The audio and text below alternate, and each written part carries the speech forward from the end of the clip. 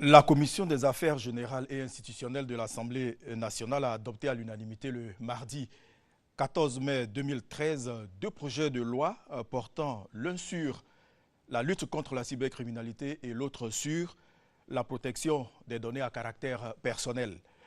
La Côte d'Ivoire, paradis des cybercriminels, plusieurs interpellations ont été déjà enregistrées en attendant l'adoption d'un texte pénal répressif. Secteur dynamique, les télécommunications connaissent des avancées dans plusieurs pays. Internet, téléphone mobile, bref, sont des outils plus que jamais indispensables pour assurer le développement. Le gouvernement ivoirien s'est lancé dans plusieurs réformes pour rattraper son retard. Quels sont les grands axes de cette politique? Quels sont les avantages et les inconvénients de cette avancée technologique avec Internet et le boom du téléphone mobile? Quel avenir pour le téléphone fixe? Politique de développement des technologies de l'information et de la communication en Côte d'Ivoire. Inviter le ministre de la Poste, des technologies de l'information et de la communication, Bruno Nabagné-Koné. Bonsoir mesdames et messieurs, bienvenue dans l'émission RTI 1 reçoit. Je vous propose de découvrir notre interlocuteur de ce soir à travers cet élément vidéo signé Kwasi Mamadou. Bruno Koné, ministre des Postes et des TIC, est considéré comme un technocrate dans le gouvernement ivoirien. Il n'est pas étranger au secteur des télécommunications. Spécialiste en économie des télécommunications et des TIC, il possède des compétences dans le domaine du management des entreprises. Il a étudié les finances et la gestion à l'École supérieure de commerce d'Abidjan de 1980 à 1984. Un an après, c'est HEC School of Management de Paris qui l'accueille. En 1989, il obtient l'Escar d'or, le prix d'excellence le plus convoité de l'École supérieure de commerce d'Abidjan. C'est tout naturellement que Bruno Koné débute son parcours professionnel à 25 ans. Pur produit du secteur privé, Bruno Koné va par la suite occuper plusieurs postes, comme celui de directeur financier et administrateur de plusieurs sociétés. Sa carrière dans les télécommunications débute en 2001, un tournant décisif pour le secteur avec un marché ivoirien en pleine croissance. Il va occuper le fauteuil de directeur général du Prestige Télécom. Il est remarqué par l'opérateur historique. Côte d'Ivoire Télécom le nomme ainsi directeur général adjoint de 2003 à 2005, puis directeur général de 2005 à 2008. Cette carrière à Côte d'Ivoire Télécom est couronnée par le poste de directeur délégué audit et finances à France Télécom de 2008 à janvier 2011 à Paris. Il se voit confier ensuite le poste de directeur des affaires réglementaires, zone Afrique, Moyen-Orient et Asie-France. Nommé en juin 2011 ministre de la Poste et des technologies de l'information et de la communication, Bruno Koné est le porte-parole du gouvernement. L'homme porte bien les ambitions du secteur des télécommunications. Réformes et grands chantiers restent les maîtres mots. Bonsoir monsieur le ministre. Bonsoir monsieur. 90 minutes d'échange avec trois confrères. Bakayoko Lanciné du quotidien Fraternité Matin, Kolo Koulibaly de Radio Côte d'Ivoire et Ouattara Lassina de RTI 1. La construction d'un backbone national est l'une des priorités dans la politique de développement des technologies de l'information et de la communication en Côte d'Ivoire. Les travaux lancés en juin 2012 se poursuivent et le backbone ouest va relier plusieurs villes. Kwadio Kwame. Internet dans de nombreuses localités de la Côte d'Ivoire demeure quasi inexistant. Cet outil de développement et de communication est constamment perturbé à cause de la qualité du service dans plusieurs villes du pays. Pour pallier cette insuffisance et surtout permettre à tous les Ivoiriens de se familiariser avec le langage informatique, l'État a initié la construction du réseau national haut débit de fibres optiques sur l'étendue du territoire national. Ce projet viendra en complément des réseaux de fibres optiques existants. D'une longueur d'environ 6700 km, il reliera les préfectures et sous-préfectures du pays. Le coût de ce projet est évalué à plus de 100 milliards de francs. Pour cette année 2013, ce sont 1400 km qui sont en réalisation. Le chantier du tronçon Thiébissou-Didievi, long de 42 km, a été visité par le ministre de la Poste, des technologies de l'information et de la communication, Bruno Nabagné-Koné.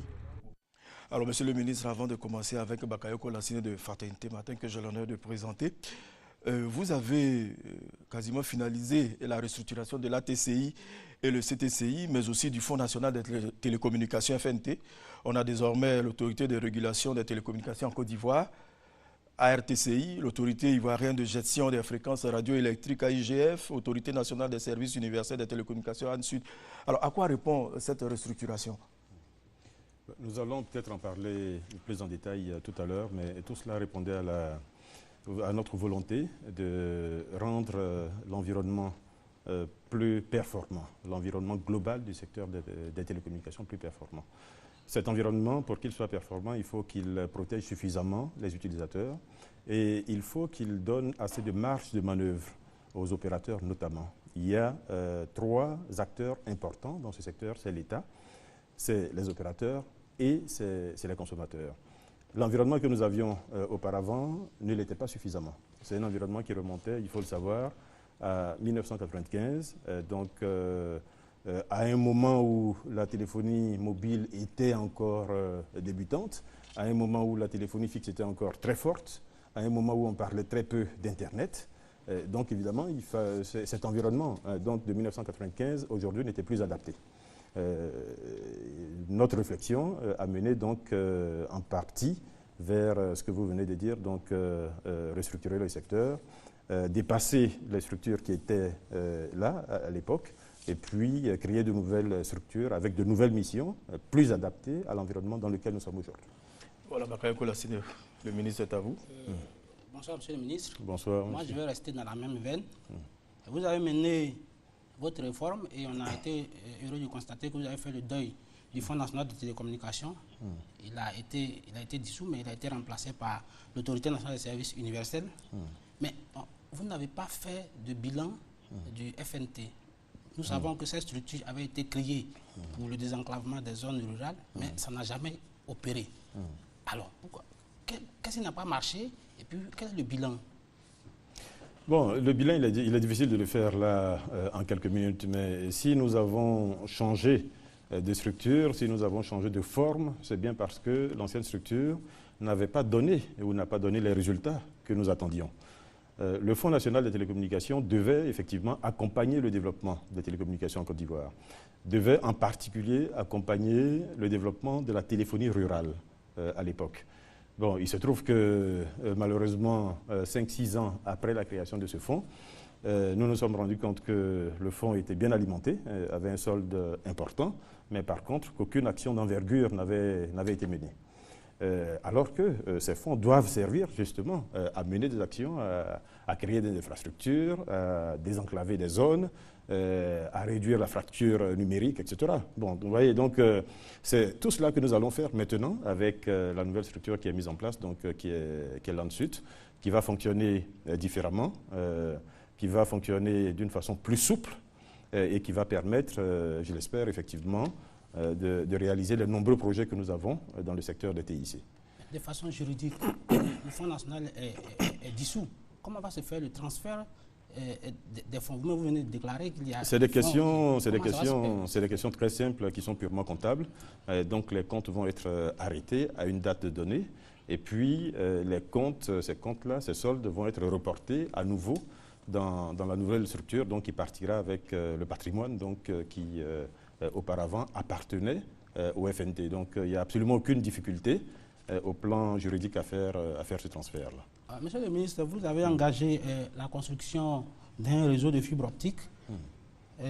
Qu'est-ce qui a amené l'État à investir dans un tel programme alors que des opérateurs privés avaient déjà commencé à construire un réseau de fibre optique? Pourquoi l'État s'est engagé dans ce projet? L'État s'est engagé dans ce projet parce qu'il y avait un besoin là qui n'était pas couvert. Les opérateurs privés sont dans une dynamique privée commerciale. Ils cherchent à gagner de l'argent. Donc, chaque franc investi doit rapporter une certaine somme. Quand ils n'ont pas l'assurance d'avoir cette rentabilité, ils n'investissent pas, tout simplement. Alors que nos États aujourd'hui ont l'obligation d'apporter ces services-là aux populations, partout où elles se trouvent sur l'étendue du territoire. Le chef de l'État nous a mis en mission pour cela, à souhaiter, à demander même que tous les Ivoiriens aient accès de la même façon aux services qui sont fournis par les TIC. Donc c'est cette mission que nous exécutons. Nous faisons en sorte que partout en Côte d'Ivoire, y compris dans les zones où commercialement le service fourni par les opérateurs n'est pas rentable, que nos populations puissent avoir accès aux solutions TIC. Cela va permettre aussi d'apporter plus de capacités donc de transmission. Cela va permettre de baisser les tarifs, c'est important. Cela va permettre également de déployer toute la stratégie de l'État en matière de TIC. Donc, c'est tous les services IGOUV dont nous parlons, etc., etc. Nous pourrions, je pense, en reparler tout à l'heure. Oui, mais on voit bien que la première phase est très avancée, personne ne va le nier, mais on ne sait pas quand est-ce qu'elle va prendre fin. Et puis cela m'amène à vous demander la seconde phase. Elle va démarrer quand? On voit que l'impatience des populations grandit dans le domaine. Je dois dire que ce plan au niveau infrastructure, je parlerai peut-être tout à l'heure plus globalement de notre stratégie, mais au niveau infrastructure et en particulier au niveau de l'infrastructure nationale en fibre optique, celle que nous appelons le backbone national, il y a à peu près 6700 km à construire, arrondissons à 7000. 7000 km à construire. Aujourd'hui, nous sommes pratiquement à la fin des 1400 premiers kilomètres. 1400 premiers kilomètres qui vont se terminer dans les prochaines semaines. Ensuite, il restera tout l'aspect finition, etc., qui permettra de lancer les signaux et la mise en service avant la fin de cette année. C'est l'objectif que nous nous sommes fixés avant la fin de cette année, donc d'avoir cette première tranche en activité. La seconde tranche est déjà aujourd'hui attribuée à l'opérateur qui va construire. L'appel d'offres a été terminé, l'attributaire est connu, c'est le chinois CITCC, donc, qui est déjà arrivé il y a quelques jours et qui va commencer à faire ces travaux préparatoires. Donc ces travaux devraient commencer dans les prochaines semaines et nous pensons, parce que là il y a 640 km à peu près, nous pensons qu'il pourrait avoir fini au plus tard dans le premier trimestre de l'année 2014. Ensuite il restera 3 tranches. Il restera grosso modo 5000 km que nous comptons exécuter en 3 tranches. Notre objectif c'est de lancer l'appel d'offres immédiatement sur ces 3 tranches, une fois qu'on sera à la fin de la deuxième tranche, de façon à accélérer justement ce déploiement du backbone national. Oui, mais monsieur le ministre, au plan international, combien de câbles l'État ivoirien possède-t-il? Est-ce que ces infrastructures permettent d'anticiper sur la saturation du réseau dans 20 ans, dans 30 ans? Aujourd'hui, nous sommes très bien desservis. Il y a 1 an, je ne vous aurais pas répondu avec la même assurance. Tout simplement parce que, effectivement, il y a 1 an, nous n'étions desservis que par un seul câble, qui s'appelait SAT3, qui a été lancé en 2003 et qui commençait à arriver justement à saturation. Donc là, depuis l'année 2012, nous avons 2 nouveaux câbles de très grande capacité. Donc le câble qui s'appelle WAX, qui a été lancé par le consortium MTN, et le câble qui s'appelle ACE, qui a été lancé par le consortium Orange. Et cela multiplié par 40 la capacité, la desserte en connectivité internationale de la Côte d'Ivoire. Donc aujourd'hui, nous pouvons dire que nous avons de quoi vivre pour les 20 prochaines années tranquillement. Et l'autre avantage d'ailleurs qu'apporte cette multiplication des possibilités d'accès à l'international en Côte d'Ivoire, c'est la réduction des prix. Nous avons pu voir depuis une division des prix pratiquement par 4 entre le lancement, il y a seulement 1 an, et aujourd'hui. Et cela va continuer. Nous en sommes persuadés. Donc aujourd'hui, nous sommes très bien outillés au plan de connectivité internationale. Cela va continuer, tout mais à fait. Les problèmes soulevés par les opérateurs, c'est des problèmes peut-être subsidiaires, mais qu'il faut prendre en compte. C'est le sabotage, le vandalisme sur les infrastructures. Alors, quelle disposition, vous, en tant qu'État, vous prenez pour résorber cette question? C'est une vraie difficulté, je dois dire, à laquelle malheureusement tous les pays du monde sont confrontés. Il n'y a pas que la Côte d'Ivoire. Et cela concerne essentiellement la paire de cuivre, donc les câbles qui contiennent du cuivre. Il faut savoir que cette technologie aujourd'hui est pratiquement derrière nous.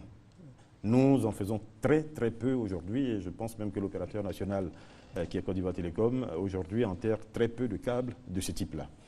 Aujourd'hui, tous les opérateurs dans le monde partent sur des solutions nouvelles, des solutions qui utilisent d'autres types de transmission de signaux, et en particulier les faisceaux hertziens, Et c'est ce que nous faisons. Et nous avons un projet qui est important, peut-être que nous en parlerons tout à l'heure, qui s'appelle le projet CDMA, donc qui va permettre justement de remplacer partout où le cuivre a été détruit, et où nous n'avons plus la téléphonie fixe, qui va permettre de remettre de la téléphonie fixe, mais avec cette fois une technologie qui est différente et qui va donner plus de sécurité aux populations, aux utilisateurs, à l'État et à l'opérateur qui opère ce service-là. Monsieur le ministre, je m'en voudrais de quitter ici sans parler par exemple du VITIB. Les questions de gouvernance ont été réglées. Toutes les nominations, toutes les raisons ont été nommées. Mais le projet ne démarre pas. Qu'est-ce qui bloque? C'est vrai qu'on vient de perdre le président du conseil d'administration, je salue sa mémoire, mais les questions de gouvernance ont été réglées. Et nous ne comprenons pas aujourd'hui que le VITIB, on est encore, la pierre même est envahie par les broussailles. Qu'est-ce qui ne marche pas? Permettez, avant que je réponde à votre question, que j'ai une pensée attristée pour le PCA du VITIB, qui nous a effectivement quittés il y a 2 jours. Ce que je pourrais dire concernant le VITIB, vous vous trompez, il n'y a pas le broussaille. Il y a une partie du VITIB aujourd'hui qui fonctionne. Il y a une partie du VITIB qui fonctionne et qui se porte, je vais dire, de mieux en mieux. C'est important de le dire. Son impact n'est pas visible. Non, évidemment, tout le monde attend les grands travaux que nous attendons nous-mêmes aussi, parce que c'est cela qui va changer la configuration de ce projet. Les discussions, nous les avons reprises avec les partenaires qui, il y a quelques années, avaient été pressentis pour financer ce projet. Vous savez, la crise que nous avons connue, malheureusement, avait cassé beaucoup de ressorts. Et il se trouve que ces partenaires, je dois le dire, avaient perdu confiance dans ce projet. Aujourd'hui, la confiance est revenue. Nous avons eu l'honneur de faire partie de la délégation qui a accompagné le Premier ministre en Inde et nous avons pu rencontrer ces partenaires là-bas. Ils sont eux-mêmes venus ici dernièrement avec la délégation d'hommes d'affaires indiens qui nous a visités. Et j'allais dire, nous avons repris langue. Et nous avons recommencé à discuter du projet. Mais ce que donc, j'espère que dans quelques mois, nous allons être en mesure de boucler, cette fois définitivement, d'obtenir les financements qui vont permettre de démarrer le grand projet que tout le monde attend. Mais entre-temps, le VITIB n'est pas à l'arrêt. Le VITIB travaille petit à petit. Et les résultats de 2012 sont les meilleurs résultats depuis l'installation du VITIB. Ce que beaucoup de gens ne savent pas, c'est qu'il y avait un grand nombre d'entreprises qui étaient de petites entreprises essentiellement qui étaient installées sur le site, qui ne payaient absolument aucune redevance, qui utilisaient les installations sans aucun frais. Un nettoyage a été fait. Aujourd'hui, de grandes entreprises viennent sur le site du VITIB. Nous avons des revenus et je le disais tout à l'heure, les revenus en 2012 sont les revenus les plus hauts générée par cette partie de l'activité du VITIB. Oui, monsieur le ministre, sa mission demeure la même? La mission, globalement, demeure la même. Cette mission, c'est premièrement être la vitrine technologique de notre pays. C'est important parce que quand un investisseur veut aller dans un pays, il est intéressé à savoir comment, de ce point de vue, il va être traité. Qu'est-ce que le pays vaut au niveau TIC? Qu'est-ce qu'il a? Est-ce qu'il a toutes les commodités qui vont lui permettre de fonctionner comme il le souhaiterait. Donc le VITIB, ça va être ça d'abord. Le VITIB, c'est également déjà un centre d'incubation dont la mission est d'accompagner les toutes petites entreprises, par exemple, qui sont créées par un jeune créateur qui a d'excellentes idées mais qui n'a pas de moyens. Par exemple, le VITIB peut aider celui-là, voyez, à monter son affaire, à développer son affaire jusqu'à ce qu'elle soit... Et puis la troisième fonction importante qui est assignée à cette institution, c'est la zone franche. Et la zone franche, donc, c'est faire en sorte que les entreprises viennent en Côte d'Ivoire, créer des emplois, parce que c'est l'objectif principal qui est assigné à une zone comme celle-là, créer des emplois, et puis, à partir de la Côte d'Ivoire, produisent et exportent dans la sous-région ou ailleurs les produits. Donc voilà les 3 grandes missions qui sont aujourd'hui celles du VITIB. Et nous n'avons absolument aucun doute que les choses vont aller dans le bon sens dans les prochains mois. Je vais brûler un peu le protocole. Vous avez dit tout à l'heure que vous avez dégagé l'espace du VITIP, ceux qui ne payaient pas, vous avez commencé à les encaisser. Mais en même temps, les ATIC, mais les gens continuent de squatter cet établissement. Le directeur général même est obligé de louer des locaux. Là, vous êtes encore, on ne vous sent pas encore, monsieur le ministre. Vous voulez nous sentir comment? Nous n'allons pas faire la police. Non, nous n'allons pas faire la police. Nous restons, j'allais dire, dans les missions qui sont les nôtres. Nous avons pris cette école effectivement dans des conditions difficiles. Cette école était à l'arrêt depuis une dizaine d'années. Pendant cette dizaine d'années, effectivement, un grand nombre de personnes se sont installées de façon non autorisée sur le site de l'ESATIC. Donc nous essayons, par les voies juridiques normales, de faire en sorte que ces personnes-là partent de ce site pour permettre que les études se déroulent normalement. Cela dit, les études ont commencé. Les études ont commencé, l'école aujourd'hui marche, les étudiants ont été sélectionnés, le corps administratif a été recruté, les enseignants sont là, les cours se déroulent. Vous voyez, donc les choses se passent normalement, mais nous continuons d'espérer que les choses, là aussi, vont se passer de mieux en mieux. Nous ne faisons pas beaucoup de bruit là-dessus, mais les choses avancent néanmoins. Monsieur le ministre, vous avez proposé aux opérateurs économiques la mutualisation de leurs équipements. Mais jusque-là, moi, je n'ai pas l'impression que votre message est entendu. Est-ce que ça vous empêche de dormir? Non, ça ne nous empêche pas de dormir. Il faut dire que la mutualisation, nous devons la faire. Malheureusement, nous commençons à faire cette mutualisation un peu tard.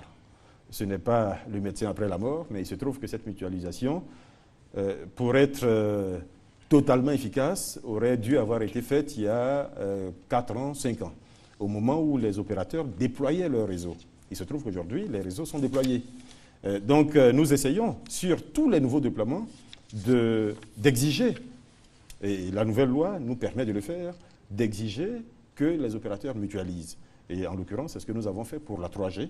Donc, nous avons imposé qu'il y ait un minimum de mutualisation de ce service-là, donc sur les équipements qui sont déployés par chacun des opérateurs. Et nous allons continuer à le faire sur tous les services nouveaux. Et puis évidemment, là où la pollution visuelle est la plus criante, évidemment, nous prendrons des mesures, j'allais dire d'autorité, pour faire en sorte que nos populations aient plus de confort. Autre dernière question. Vous avez porté un projet, la gouvernance. On voit bien que le projet fonctionne, mais il y a des secteurs clés où il y a encore de la léthargie. Or, c'est des secteurs clés. Lesquels? Le commerce, par exemple, l'agriculture, qui sont des secteurs clés.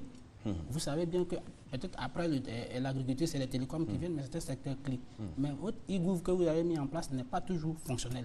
Une autre question, vous êtes le mandataire... Il n'est pas toujours fonctionnel, vous l'utilisez? Oui, elle n'est pas... Comment vous savez qu'il n'est pas fonctionnel? Oui, mais on vérifie, on essaie d'appeler. Vous avez dit, monsieur le ministre, qu'on pouvait rester ici, le paysan pouvait rester à Korogo, par exemple, et essayer de vérifier les prix ici. Mais je vois que il y a encore quelques grincements dedans. Et puis, vous êtes le mandataire du chef de l'État pour l'enseignement de l'informatique de base. Mais jusque-là, moi, je n'ai pas encore vu d'ordinateur dans les établissements publics. Vous savez, monsieur, tout part de la volonté, d'abord, de la volonté politique. En l'occurrence, ici, nous avons voulu que l'État avec qui toutes les populations sont en relation tous les jours, que l'État soit un utilisateur modèle des TIC. Nous avons fait en sorte que l'État lui-même, dans son fonctionnement, utilise au maximum les TIC, parce que les TIC apportent plus d'efficacité, plus de performance, plus de transparence, etc., dans le fonctionnement de l'État. Nous avons commencé par là. Je dis bien nous avons commencé par là, mais ce n'est pas la fin. Vous savez, l'équipe autour de moi, elle est toute petite. Hein. Nous n'avons pas 300 personnes, comme dans certains pays, ou 3000 personnes, comme dans d'autres pays. Aujourd'hui, nous fonctionnons à peine avec une dizaine de personnes sur ces projets-là. Donc, ce sont des projets qui sont lourds, ce sont des projets qui sont souvent très complexes, ce sont des projets qui nécessitent des financements, etc., etc. Mais ce que nous avons pu réaliser, je peux vous le dire, c'est déjà l'intranet gouvernemental, qui permet aujourd'hui à tous les services ministériels d'être interconnectés. Ce que nous avons pu réaliser, c'est déjà la numérisation des chaînes Conseil de gouvernement, Conseil des ministres. Donc aujourd'hui, avant chaque réunion de conseil, nous avons par l'Internet tous les documents de façon numérique. Aujourd'hui, cela fonctionne. Nous avons commencé également dans l'éducation nationale, puisque nous avons interconnecté les universités publiques. Nous avons commencé par là. Nous avons fait en sorte que sur le campus de l'université Félix Houphouët-Boigny à Bobo-Djamé et à Alassane Ouattara à Bouaké, qu'il y ait le Wi-Fi partout. Aujourd'hui, tout cela fonctionne, je dois dire. Mais encore une fois, ce n'est que le début. Le prolongement, c'est faire en sorte que, par exemple, dans les lycées et collèges, nous ayons des salles multimédia partout.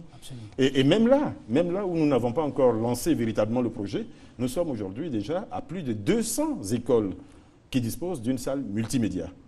Et ça avec l'aide de partenaires volontaires, bénévoles autour de nous. Les entreprises du secteur, des entreprises d'ailleurs, qui ont permis aujourd'hui à 200 écoles, déjà, à la date d'aujourd'hui, d'avoir une salle multimédia. En clair, évidemment, tout cela la volonté y est. La volonté y est et les choses aussi ont commencé. Les choses avancent petit à petit, certes, mais nous pensons qu'elles avancent et elles avancent bien, je dois dire. Alors, je signale aux téléspectateurs qu'ils peuvent appeler Caroline Da Silva au 22 42 12 50. Mais avant que nous passions à Caroline Da Silva, Monsieur le ministre, à propos du financement des infrastructures, la dernière question sur ce point, il y a l'implication du privé, vous l'avez signalé. Est-ce que cette implication-là ne peut pas mener le privé à dicter sa loi à l'État? Quelles sont les dispositions que vous avez prises pour baliser le terrain? Non, le terrain, il est très balisé. La première chose, c'est que cette infrastructure publique, nous la déployons en accord, je dois dire, avec le secteur privé. C'est-à-dire qu'avant de définir nos tracés, nous nous sommes assis avec le secteur privé. Nous avons pris l'existant en ce qui les concerne, donc ce qu'ils avaient déjà réalisé. Nous avons pris leur projet sur 3 ans, leur projet de déploiement sur 3 ans, et ensuite nous avons défini le tracé qui complétait cela. Voyez, donc il y a déjà ce premier accord. Ensuite, il faut savoir que le financement que nous avons, c'est d'une part le financement de l'État, donc sur le budget de l'État, mais surtout, et essentiellement d'ailleurs, le financement qui provient du Fonds national des télécommunications. Ce fonds, il est alimenté par les opérateurs privés. Mais une fois qu'ils l'ont alimenté, j'allais dire, cela devient des ressources pour l'État de Côte d'Ivoire et des ressources pour développer le secteur des télécommunications. Donc c'est l'État qui, en ce moment-là, définit les priorités et c'est l'État qui indique là où cet argent doit être mis. Évidemment, nous faisons en sorte que cet argent soit investi de la meilleure façon et en l'occurrence dans le réseau national fibre optique dont nous avons parlé tout à l'heure. Merci, Monsieur le ministre. Merci, Bakayoko. Si le rédacteur le permet, on va écouter Caroline Da Silva qui est en studio A. Alors, monsieur, vous allez certainement rappeler, parce que nous sommes en direct, voilà, nous avons quelques préoccupations et questions. Nous avons monsieur Nguessan Marcel qui nous appelle de Yopougon. Il dit que le ministre a parlé d'un réseau de fibres optiques qui s'étend jusqu'à l'intérieur du pays. Il souhaiterait savoir si les mesures de sécurité ont été prises pour protéger les populations. Et si oui, lesquels? Et sa deuxième préoccupation est la suivante. En Côte d'Ivoire, il y a des opérateurs privés qui interviennent. Alors, est-ce que l'État de Côte d'Ivoire possède un réseau de téléphonie mobile qui lui appartient réellement? Et puis, nous avons M. Diabaté Aboubakar qui nous a appelé de l'Allemagne. Lui, sa question est la suivante. Pourquoi la radio nationale n'émet pas en temps réel sur Internet comme certaines radios de proximité? Georges Abitol, lui, nous appelle de Bingerville. Il est ingénieur informaticien. Il dit le ministre a parlé du VITIB comme la vitrine du pays en termes de TIC. Pour un opérateur économique qui vient en Côte d'Ivoire, la question qu'il pourrait se poser, que vaut la Côte d'Ivoire en termes de TIC? Est-ce que le VITIB serait capable de répondre à cette question? Si oui, comment peut-on répondre à la question? Nous en étions à la préoccupation de Mohamed Lamine Koulibaly lorsque la caméra, lorsque vous nous avez cédé l'antenne, nous vous la redonnons. Le temps pour nous d'enregistrer d'autres préoccupations et questions. Merci Caroline, Monsieur le ministre. La première question sur le réseau de fibres optiques. Oui, le réseau de fibres optiques s'étend effectivement sur l'ensemble du pays, mais je n'ai pas très bien compris la préoccupation. Il parlait de mesures de sécurité. De quelles mesures de sécurité a-t-on besoin? La fibre optique, c'est un câble neutre, inodore et sans aucun danger qui passe dans le sol, qui est enfoui dans le sol. Donc il n'y a absolument aucun danger pour les populations, je dois dire, absolument aucun danger pour les populations. Est-ce qu'il ne parlait pas de question de sabotage? Parce qu'on a vu ici des infrastructures de l'opération et de l'opérateur Côte d'Ivoire Téléhistorique qui a vu ces infrastructures sabotées. Je crois qu'il doit... c'est à ça qu'il fait allusion. Mais si c'est à ça que le téléspectateur fait allusion, la réponse que nous pouvons donner, c'est que saboter de la fibre optique aujourd'hui n'apporte rien. C'est pas du cuivre. C'est pas du cuivre. Et même le cuivre, ceux qui s'adonnent à cette activité n'en tirent pas grand-chose, nous devons dire. Mais la fibre optique ne sert qu'à transmettre le signal téléphonique, le signal numérique. Donc ça ne sert à rien d'aller déterrer cette fibre parce que vous ne pourrez rien en faire. C'est important de le dire aux populations. Ça ne sert qu'à cela.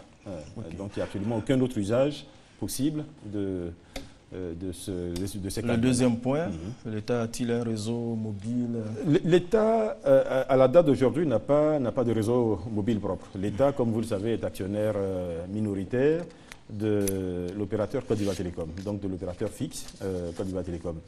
Mais cela dit, et nous l'avons annoncé il y a quelques jours, nous faisons en sorte que les Ivoiriens s'impliquent davantage dans les opérateurs mobiles existants ou fonctionnant en Côte d'Ivoire. Nous avons demandé à chacun des opérateurs de faire en sorte que 15% au minimum de son capital soit détenu par des Ivoiriens. Nous restons évidemment un pays libéral. C'est la demande du chef de l'État, mais en même temps, le chef de l'État est soucieux de l'implication des Ivoiriens dans ce secteur, qui est un secteur sensible. Qui est un secteur sensible partout dans le monde. Il y a des pays qui imposent des niveaux qui sont bien au-delà de celui que nous avons indiqué ici. Donc chacun des opérateurs est en train de travailler dans ce sens. Et nous avons été heureux d'ailleurs de voir que cette mesure avait été très bien comprise et a commencé à être mise en œuvre. Je crois qu'il y a un autre qui a parlé de la radio qui n'émet pas sur toute l'étendue du territoire national. Ben c'est en cours. Des investissements importants ont été faits. Si vous l'avez vu ces derniers temps, à la demande du chef de l'État d'ailleurs, l'Ouest a été couvert. Il y a quelques semaines, à Mans, nous avons évoqué la couverture de l'ensemble du territoire national. Donc là, il s'agit maintenant de faire les appels d'offres et tout le travail technique qui va permettre évidemment que la radio et la télé puissent émettre sur la totalité du territoire national. Donc, j'allais dire, cela est en cours. Il n'y a absolument aucune difficulté. Merci, Monsieur le ministre. En 2002, les conditions d'accès à l'Internet en Côte d'Ivoire étaient jugées passables par l'ATCI, même si Abidjan présentait une situation un peu plus reluisante. Une décennie après, et avec ce que la Côte d'Ivoire a traversé comme difficulté, peut-on s'attendre à mieux? La réponse dans les propos recueillis à l'université où Félix Houphouët-Boigny de Cocody par Kwasi Mamadou. Les livres que nous avions en bibliothèque déjà étaient vétus et vieux. Et on a espéré qu'avec cette connexion Internet, nous aurions des nouveaux documents à travers la connexion Internet. Bon, effectivement, à l'ouverture de l'université, on a vu qu'il y avait une connexion. Mais cette connexion, je vous assure, elle n'est pas du tout stable. Dieu merci, ils nous ont apporté la connexion, mais malheureusement, il y a trop d'échecs. Quand on veut faire les recherches, c'est difficile qu'on ait vraiment la connexion normalement. Même quand on voit que le signal est bon, il est souvent difficile de se connecter. Mais quand on se connecte, souvent, ça vacille. Ça fait qu'on se connecte difficilement pendant 1 heure de façon ininterrompue. Donc à chaque fois, on doit revenir à zéro, Alors, Monsieur le ministre, le second chapitre de cette émission avec Ouattara Lassina de RTI 1. Bonsoir, Monsieur le ministre. Bonsoir. Alors, Internet a un intérêt particulier, d'où la volonté de vouloir bâtir donc, une économie numérique en Côte d'Ivoire. Mais aujourd'hui, les Ivoiriens jugent que l'accès à Internet est encore cher. Comparativement, par exemple, au Sénégal, vous avez donc, par exemple, le 1 méga qui est à 18 000 francs. Et vous avez en Côte d'Ivoire 1 méga aujourd'hui à 25 000 francs. Et vous avez d'ailleurs le même opérateur donc, au Sénégal qu'en Côte d'Ivoire, représenté donc dans les deux pays. Qu'est-ce qui justifie cela? L'Internet, effectivement, jusqu'à récemment, était cher en Côte d'Ivoire.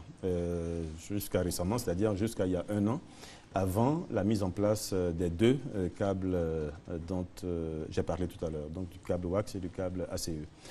Et l'explication, quand on fait la comparaison par rapport au Sénégal, elle est, j'allais dire, très simple. Premièrement, le Sénégal est plus proche des backbones internationaux d'Internet. C'est-à-dire que le Sénégal est plus proche de l'Europe, est plus proche des États-Unis d'Amérique, d'une part.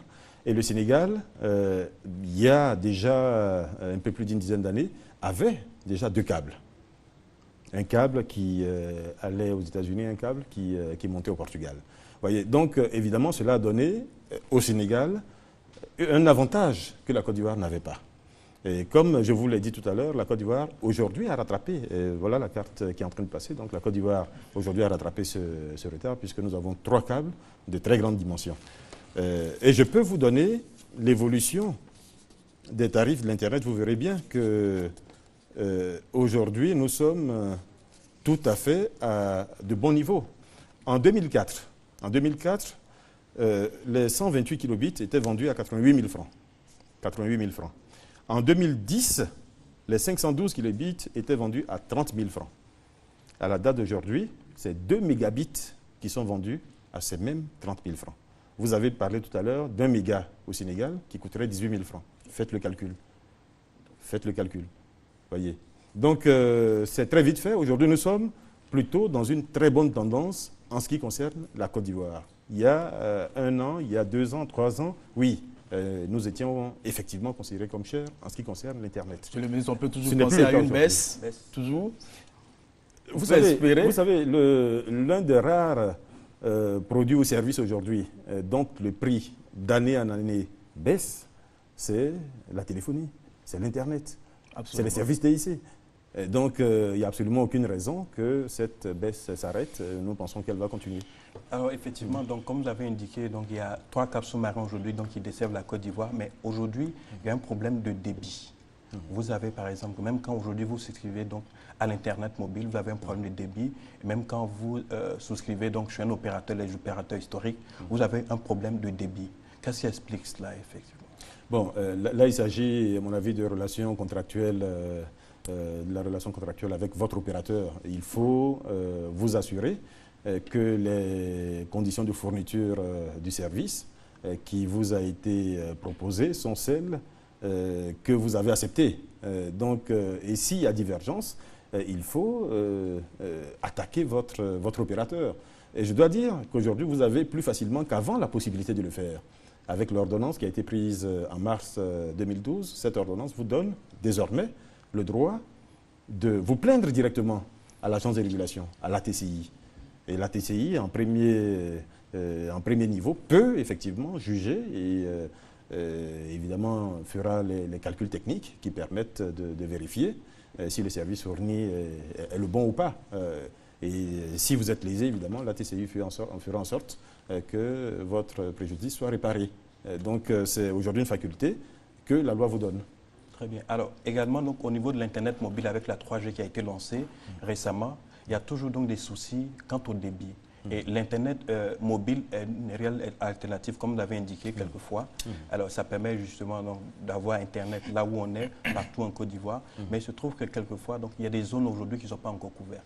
Alors, quels ont été justement les critères d'attribution des autorisations pour l'exploitation de la 3G? Bon, ça aussi, ça va se faire progressivement. Il faut savoir qu'une couverture, surtout en matière de réseau téléphonique, ne se fait pas comme ça en quelques mois. Une couverture d'un pays comme la Côte d'Ivoire, ça ne se fait pas comme ça en quelques mois.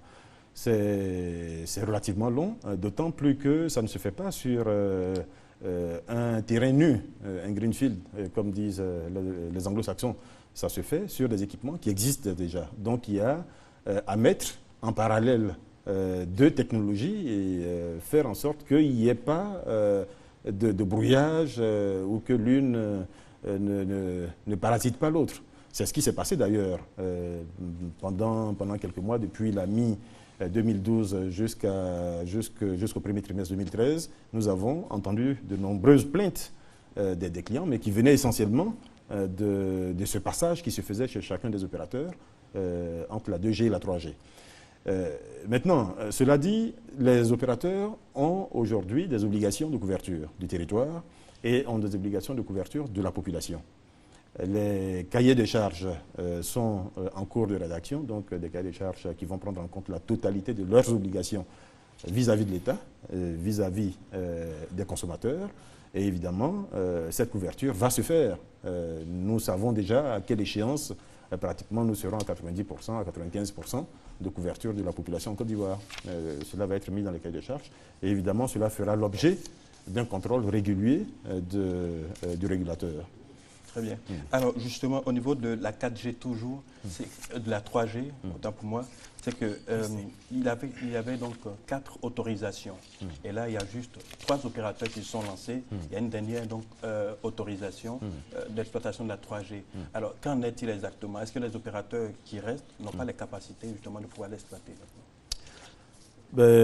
C'est ce que nous entrevoyons, puisque cette 4e possibilité avait été donnée en même temps que les 3 autres d'ailleurs, et elle n'a pas été utilisée. Bon. Nous sommes en train de mettre de l'ordre dans le secteur. Il y a quelques semaines, nous l'avons indiqué, dans 6 mois, nous allons prendre des mesures fermes cette fois, qui vont permettre de sortir du secteur des télécommunications toutes les entreprises qui n'y ont pas leur place. Donc toutes celles qui ne sont pas capables de tenir leur cahier des charges, de tenir leurs obligations vis-à-vis des clients, de tenir leurs obligations vis-à-vis de l'État, de tenir leurs obligations vis-à-vis de leurs confrères opérateurs, sortiront du secteur. Cela va permettre de nettoyer. Et en ce moment-là, la 4e licence sera probablement mise aux enchères sur les opérateurs restants. Et nous espérons en tirer un bon prix pour l'État en ce moment-là. Alors, est-ce qu'on pourrait éventuellement donc penser à un retrait de licence chez un certain nombre d'opérateurs qui ne respectent pas leurs engagements? Alors justement, quels sont ces opérateurs aujourd'hui qui ne respectent pas donc leurs engagements? Je ne vais pas me mettre à les citer ici, mais il est évident que les opérateurs qui ne respecteront pas les obligations iront faire autre chose. Et c'est la volonté du gouvernement. On va leur retirer les licences. C'est la volonté du gouvernement de mettre de l'ordre dans ce secteur. D'accord, c'est clair, monsieur le ministre. Alors, les opérateurs, justement, veulent accompagner l'ambition du gouvernement ivoirien. Mais aujourd'hui, les opérateurs donc, demandent la révision de la loi, du texte de loi sur la double taxation concernant l'interconnexion, la taxe de 3% du chiffre d'affaires. Ils pointent également du doigt donc, la TVA donc, sur les droits de douane, les équipements. Voilà, tout cela pourrait constituer donc, des obstacles. Alors, qu'est-ce que vous faites exactement? Et qu'est-ce que vous là, il s'agit de questions fiscales sur lesquelles nous discutons avec notre collègue du ministère de l'Économie et des Finances. Nous espérons qu'un accord sera trouvé qui va satisfaire tous les acteurs, c'est-à-dire l'État, les opérateurs et nous-mêmes, ministère aussi, qui sommes, j'allais dire, un peu au milieu entre le ministère de l'Économie et des Finances et les opérateurs. Nous comprenons la préoccupation des opérateurs. Nous avons soumis cette préoccupation à notre collègue ministre de l'Économie et des Finances. Et puis, comme je vous l'ai dit, nous sommes un gouvernement responsable. Nous discutons avec les opérateurs et nous allons forcément arriver à un accord qui satisfera tout le monde.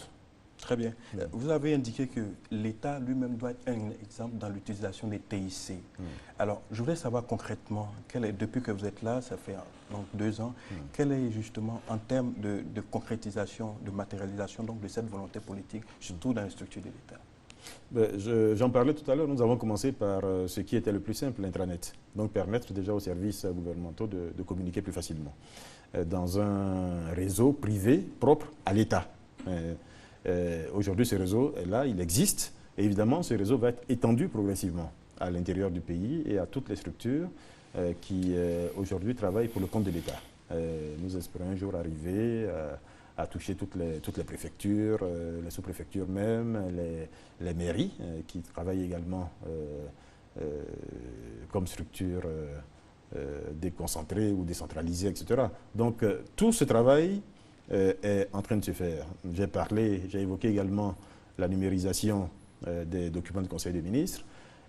Aujourd'hui, nous allons aller plus loin parce qu'il va falloir aller jusqu'à la façon de travailler sur les documents qui sont échangés entre les ministères et le secrétariat général du gouvernement sur la façon de travailler. il va falloir numériser les archives du gouvernement. Ensuite, il va falloir travailler sur l'école, donc ce qui s'appelle l'e-éducation, faire en sorte que nos écoles utilisent de la meilleure façon les technologies de l'information et de la communication qui sont à leur disposition, enseigner à distance, accéder à des bases de données à l'extérieur du pays, suivre le cursus scolaire des enfants, etc., etc. Il y a un grand nombre de choses qu'on peut faire. Au niveau de la santé, il y a des choses qui sont faisables, là aussi, qui sont connues. Nous avons un déficit, par exemple, de professeurs, nous avons un déficit de médecins, nous avons un déficit de centres de santé. Donc, il est possible, en utilisant les TIC, de pallier un peu ces difficultés-là. Au niveau de l'agriculture, nous avons déjà travaillé sur un schéma directeur e-agriculture avec notre collègue du ministère de l'Agriculture. Aujourd'hui même, il a évoqué, par exemple, la mise en place d'une bourse des produits agricoles. Cette bourse, évidemment, fonctionnera à travers les TIC. Et il faudra qu'un paysan, quel que soit l'endroit où il est, puisse, quand il a une certaine quantité d'igname, de bananes, d'aubergines, puisse la mettre en ligne dans un magasin de stockage virtuel qui puisse dire, dans tel endroit, qu'on puisse savoir que dans tel endroit, il y a tel nombre de tonnes de tels produits qui sont en attente, et que les paysans puissent accéder au prix. Quels sont les prix? Quel est le meilleur prix, par exemple, pour vendre, etc., etc. Donc, il y a, j'allais dire, au niveau de l'agriculture, il y a des choses qui se font. Au niveau de la justice, il y a beaucoup de choses que nous entrevoyons faire. Il faut déjà archiver numériquement tout ce qui a été stocké depuis des années et des années. Et aujourd'hui, qui est difficile à exploiter, parce que c'est éparpillé partout, c'est poussiéreux, etc., etc. Donc, évidemment, quand ça va être numérisé, l'accès va être plus facile, la recherche va être plus aisée. Les décisions du tribunal, on peut les mettre en ligne dès la décision prise. Tout cela va créer de la transparence. Vous voyez, les projets sont extrêmement nombreux. Les projets sont extrêmement nombreux. Nous manquons, j'allais dire, de bras aujourd'hui pour les réaliser, mais ce n'est pas l'imagination ou les besoins qui manquent. Alors, avant d'aborder donc le second volet sur la cybercriminalité, je voulais savoir, les multinationales s'intéressent effectivement donc au potentiel TIC de la Côte d'Ivoire. Mais on a vu de grosses firmes américaines, européennes s'intéressent donc à tout le potentiel. Mais on a l'impression finalement que c'est juste des intentions, on ne voit pas réellement se concrétiser depuis un certain nombre d'années. Donc, leur volonté à vouloir justement donc accompagner la Côte d'Ivoire dans l'ambition de construire une économie numérique. Parce que vous êtes trop pressé. Parce que vous êtes trop pressé. Vous savez, tout ça a commencé véritablement il y a un an et demi. Et nous sommes sur des infrastructures qui sont lourdes, sur des projets qui peuvent prendre beaucoup de temps pour être étudiés, etc. Donc, nous sommes dans la marche. Nous sommes dans la marche. Vous allez rapidement sur un certain nombre de points, notamment donc, avec l'ordonnance de mars 2012. Et également, donc, il y avait en 2011 déjà donc, un certain nombre de lois, cadres réglementaires qui nous permettent aujourd'hui donc de réaliser cette ambition. Mais on peut également aller plus vite sur un certain nombre de projets qui ne sont pas forcément des projets d'envergure. Non, c'est tous des projets d'envergure. Vous savez, là j'ai avec moi par exemple ce projet dont nous avons reçu aujourd'hui même le dossier d'appel d'offres du BNET. Mais il a fallu un certain temps pour le préparer. Et ce projet, vous pouvez lire, c'est le projet 5000 cybercentres. C'était une promesse du chef de l'État aux populations. Et voilà, nous commençons à mettre ce projet-là en œuvre. Nous avons désormais donc le dossier d'appel d'offres en mai. Nous allons l'étudier et puis l'appel d'offres va être lancé, nous espérons, assez rapidement. En ce qui concerne les CDMA, j'en parlais tout à l'heure, pour remplacer le téléphone fixe là où il a été détruit, ça a été la même chose. Il a fallu du temps pour travailler avec les opérateurs capables de nous accompagner sur un projet comme celui-là. Il a fallu du temps pour faire les études, pour savoir où il fallait s'implanter, là où il y avait les besoins, etc., etc. Il fallait conclure avec cet opérateur, donc capable de nous accompagner sur ce projet. Désormais, c'est fait. Obtenir de l'État, d'ailleurs, une autorisation de signature d'un marché de gré à gré, ce qui est fait désormais. Donc voilà, c'est un projet qui, lui aussi, est en train d'être lancé. Et tous nos autres projets, j'allais dire, sont dans la même mouvance. C'est-à-dire qu'il a fallu du temps pour les faire, tout simplement parce qu'il ne faut pas se tromper. Il faut être sérieux dans ce qu'on fait. Il faut être sûr que les résultats, au bout, seront les résultats attendus par les populations. Donc, dans chacun des cas, nous prenons toutes les précautions et cela peut vous donner effectivement l'impression que ça prend du temps. Et donc, il faut aussi un peu de patience. Alors, Monsieur le ministre, une de vos priorités est de traquer les cybercriminels. À ce sujet, une plateforme a été mise en place en 2011. Avant donc de poursuivre notre entretien, je vous propose de permettre aux téléspectateurs de découvrir cette plateforme avec Francis Boifo.